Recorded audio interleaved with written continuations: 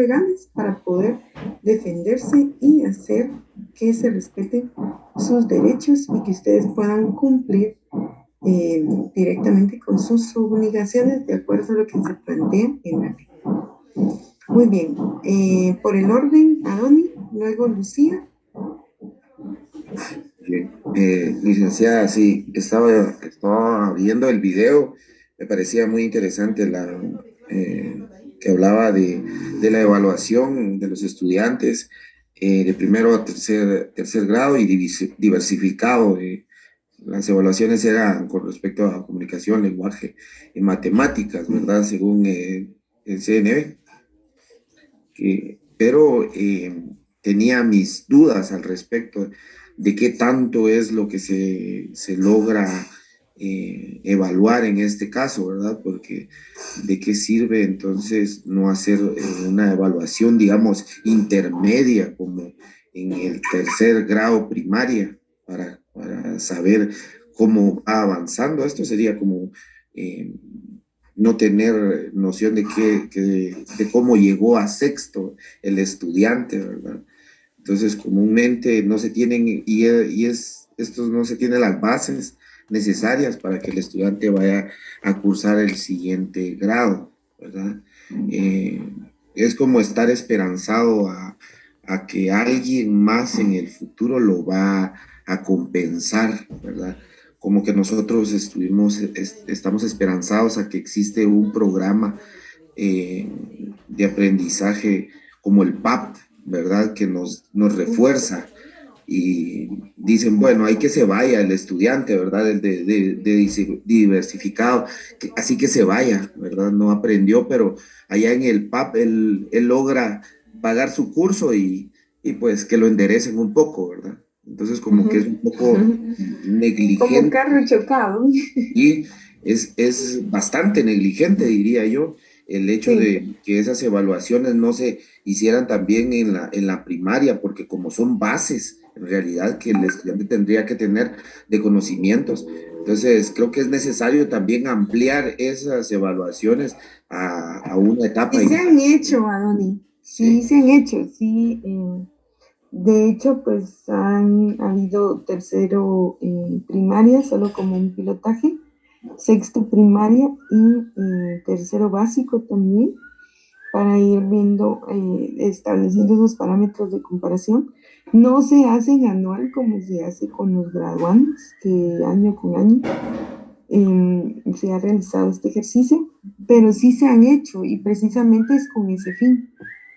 El problema acá, y les voy a comentar, yo fui parte de esa realidad nacional, no sé si alguien más por aquí, tal vez por la edad, haya sido parte de esa realidad, pero en la primaria, de primero a tercero primaria, a mí me evaluaba el Ministerio de Educación, no me evaluaban mis maestros, es decir, independientemente de que estudiáramos en la ciudad o en un departamento, en una comunidad alejada, era el Ministerio de Educación el que se encargaba de evaluar a los alumnos. Disculpen que haya tanto ruido, pero yo tuve una situación personal por la cual desde la semana pasada estoy fuera de casa y resulta que al lugar en donde me vine a instalar están haciendo remodelaciones, así es que no puedo hacer nada contra el ruido porque resulta que como que se programan, cabal cuando yo me conecto se ponen a hacer su bulla, pero bueno, me disculpo por eso y espero que me estén escuchando correctamente y si no, pues les voy a pedir que consulten nuevamente la grabación. Bueno, cierro paréntesis y regreso con usted, a donde entonces antes así eran las evaluaciones y creo que eso de alguna forma le exigía al maestro cumplir con los contenidos eh, incluidos, antes no se llamaba currículum nacional base, sino que se llamaban guías. Entonces el profesor cumplía con las guías porque sabía que no era él el que promovía a sus alumnos. Quien promovía directamente a sus alumnos era el Ministerio de Educación a través de esas pruebas que nos aplicaban. Llegaba personal del Ministerio de Educación a evaluarnos a fin de año. Cada fin de ciclo nos evaluaba el Ministerio de Educación y si nosotros aprobábamos, entonces pasábamos al grado inmediato. De lo contrario, no. Mientras que después se fue dejando todo el proceso de evaluación como responsabilidad del docente. Y ahí siento yo que fue en donde se fue perdiendo un poquito como el compromiso que tenían los profesores de poder responder porque no sabían ni qué venían las pruebas, ni quién los iba a ir a evaluar, etcétera. Es decir, digamos, no había posibilidades de un soborno por ahí, ¿verdad? De hágame pasar a todos los patojos, ¿verdad? No, o sea, todos los estudiantes o sabían o no sabían. Así era. Bien, gracias a Doni por su participación. No sé si estamos bien ahí o va a volver a intervenir. Estamos bien, licenciada, gracias, mi amor. Gracias, solo baje la mano, por favor, gracias. Lucía, ¿le escucho? Licenciada, después de ver lo que nos estaba explicando de las pruebas estandarizadas y todo, me surgió una duda. Eso también aplica para las evaluaciones que se le hacen a los docentes, porque también estaba escuchando varios puntos de vista que dicen que los alumnos pues no pasan de alguna manera bien las pruebas, pero también hay una gran gráfica que dice que incluso los maestros no pasan las pruebas que les hacen en Educa. Entonces, mi duda es esa. También se estandariza la forma en la que se le evalúan a los maestros y quién hace esa evaluación. Gracias por su intervención. No sé si me escuchó. De hecho, sí, la escuché. De hecho, pues sí, el porcentaje en el rendimiento de los profesores es todavía muchísimo más bajo que el de los alumnos. Y estas pruebas también se encarga la Digeduca de realizar.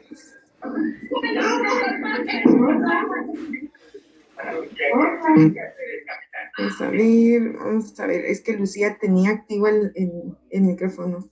Lucía, ¿estamos bien ahí? Sí, no, yo no lo tenía activo, licenciada. No, otra Lucía. Ok, perdón. Sí, no tenga pena. Entonces, por eso era que se escuchaba otra, pero pensé que era usted la que tenía activo. Bueno, entonces le decía que era Digeduca quien se encarga de hacerlas y sí, el porcentaje es más bajo. Eso significa que de acuerdo a estos porcentajes de rendimiento, se evidencia que el estudiante sabe más que lo que sabe el mismo profesor. Entonces ahí pues sí hay una deficiencia, ¿verdad? Porque ¿cómo es posible que un profesor que está desarrollando el área de matemática o el área de comunicación y lenguaje tenga resultados más bajos? Recuerden que estas pruebas estandarizadas que se les llaman pruebas diagnósticas para poder optar a una plaza dentro del Ministerio de Educación, se aplica para los profesores que están interesados, valga la redundancia, ¿verdad?, en aplicar a esas convocatorias, ¿verdad? Muy bien, gracias. Liduvina. Sí, licenciada. Fíjese que yo quiero aportar algo, lo cual es una experiencia y da tristeza. Quiero especificar más el año pasado. Desde julio empezaron a indicar que el año iba a ser diferente, que solo iban a ganar los estudiantes que cumplieran con las competencias, que solo iban a aprobar, ¿verdad?, quienes trabajaran en la forma virtual, que iba a haber un estricto control y que si un estudiante dejaba cuatro clases reprobadas, tenía que repetir el año. Mire, costó andar controlando, andar jalando a los alumnos y todo para que cumplieran primero su asistencia, el 80% de asistencia, porque indicaron que también eso iban a tomar en cuenta. Cabal en noviembre, ¿verdad? Octubre, noviembre, los resultados fueron fatales. En un establecimiento educativo de 290 alumnos, se quedaban más de la mitad. Entonces, algunos docentes los obligaron que fueran de casa en casa a buscar a los alumnos, que se les reforzara y todo. Los papás negligentes, ¿verdad? Que como el año antepasado con una hoja habían ganado el grado, que pretendían que eso se hiciera el año pasado. Entonces, los resultados fueron fatales. ¿Qué pasó? El 20 de diciembre sale un acuerdo donde todos tenían y les iban a dar 2 oportunidades de recuperación, cuando según el reglamento era solo uno. ¿Cómo quedan los docentes que se han preocupado, que han llevado seguimiento a los estudiantes, que los han tenido de cerca para que los resultados sean productivos? En el 20 de diciembre, si no estoy mal, sale ese acuerdo. Ahorita el 3 de enero, el maestro queda avergonzado porque tiene que ir a buscar a los que no hicieron nada todo el año. Lo que a mí me decía una mamá: ay, señor, usted no se complique la vida. Ahí va a ver, me dice que el Mineduc con una hojita van a ganar el año. Así pasó con mi hija en sexto. Solo una hojita hizo en octubre y ganó. Igual va a ser este año, va a ver. Y mire, licenciada, qué bochornoso para los docentes en enero irles a decir a los alumnos que no habían trabajado nada, que tenían 2 oportunidades. Entonces yo considero que aunque uno haga lo mejor y más consciente su trabajo, hay leyes que le vienen a botar a uno todo el trabajo. Gracias, licenciada. Gracias, Liduvina. Pues una amarga experiencia, pero también hay algo muy importante. Recuerden que todos tenemos derecho a petición, está desde el punto de vista constitucional, y quizá tal vez lo que les haga falta a ustedes como gremio magisterial en servicio es precisamente hacer este tipo de manifestaciones, pero sustentando y justificando a partir del trabajo que ustedes desempeñan, ¿verdad?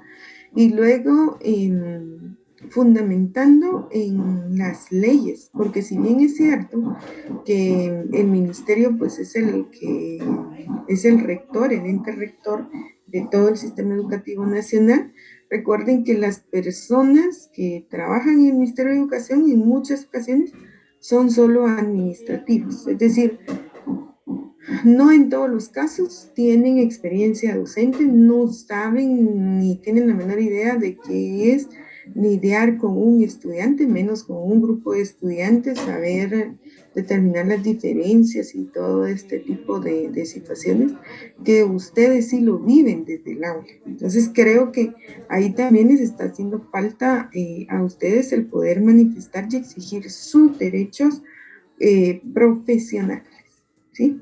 Gracias. Guillermo, lo escuchamos. Y luego, sí, maestra Claudia. En realidad, pues, para mí es bastante triste poder llegar a ese concepto, ¿verdad? La compañera que mencionó anteriormente, la compañera Lucía Alejandra y la última compañera Liduvina, pues mencionaban un aspecto bastante difícil. Y yo, digamos, complementaría esto que, según un comentario que he escuchado a través de años, ¿verdad? Mi familia son maestros todos, ¿verdad? Todos son maestros, ¿verdad? Entonces, de antiguos, me refiero a antiguos. Y entonces ellos, el criterio que me indicaban es que anteriormente los catedráticos o las maestras, los maestros, pues tenían una vocación y una mejor preparación, y que definitivamente en los establecimientos públicos era excelente. Me refiero a nivel primaria, por así llamarlo, y todavía me podría decir a nivel secundaria. Pero desafortunadamente eso se perdió. Entonces me decía, ¿qué hace la gente a veces que puede pagar un establecimiento en el cual hay una enseñanza muy satisfactoria, de acuerdo pues a los niveles de preparación para cuando pudieran entrar a la universidad? Entonces, ¿qué sucede? Que la gente que tiene la posibilidad económica, pues dice, bueno, en una escuela que se vaya a estudiar, pero la preparación definitivamente va a ser deficiente. Tal vez fue muy buena en cierto tiempo para atrás, pero ahora en estos tiempos modernos la preparación es bastante deficiente. Entonces no estoy diciendo de todos, ¿verdad? Estoy diciendo un grupo, ¿verdad? Y por eso yo mismo creo que cierto grupo se mandó a capacitar a la universidad, inclusive allá con nosotros en la SPEM. Entonces definitivamente es un poco triste ver esto. Yo he dado clases acá en Villanueva, y les soy honesto, ¿verdad? Qué duro para mí saber decirles, como mencionaban las compañeras de Lucía Alejandra o Liduvina en su última intervención que hizo, que nos dijeron a nosotros, miren, con que vayan a hacer una actividad en el monte, de ir a chapear, de ir a limpiar un jardín, limpiar todas las instalaciones del instituto, con eso ya ganan los alumnos. Eso para mí es una cosa triste, deprimente, y a la vez también sé que es un engaño definitivamente, ¿verdad? Porque el alumno se supone que va a un establecimiento a aprender, ¿verdad? No importa que sea público o privado, pero va a aprender. Pero imagínense, ir a sacar una actividad agrícola, y con eso pues ya pasó su año. Es deprimente escuchar esto, y créame, como decían los compañeros, pues, yo lamento mucho. Por eso yo mencionaba en el comentario que usted pidió hace ratito, que los catedráticos se preparen definitivamente, porque eso está la base para poder transmitir, y que tengan vocación, por supuesto, para enseñar en el proceso de enseñanza-aprendizaje, ¿verdad, maestra Claudia? Bien, gracias por su intervención. Telma.